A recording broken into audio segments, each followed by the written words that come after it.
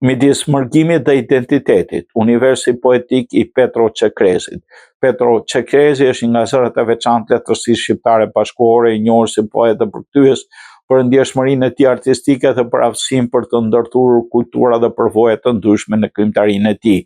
Petros Çekrezi lindi në zonën e Poliçanit në jug të Shqipërisë, në epsinë me traditë pasur kulturore që ndikoi herët në formimin artistik, ndërkohë që studimet në Universitetin e Tiranës në tekën gjuhë letërsisë shqipe dhe ruse, duke ndërtuar një bazë të fortë akademike dhe letrare. Pas përfundimit të studimeve punoi si mësues dhe u përfshi në aktivitetet kulturore artistike, që në këtë periudhë filloi të botojë krijimet e tij dhe të afirmohet një zë premtues në poezinë shqiptare. Në fillim të viteve 90 emigroi dhe vendos në Kipro, që nga fillimit e tij Çekrezi u dallua për një poezi introspektive ku tema e identitetit, mërgimit, dashurisë, vetmisë zën një vend kryesor. Në krijimtarinë e tij poetike ai eksperimenton me formën, gjuhën, duke përdorur figura të pasura stilistike.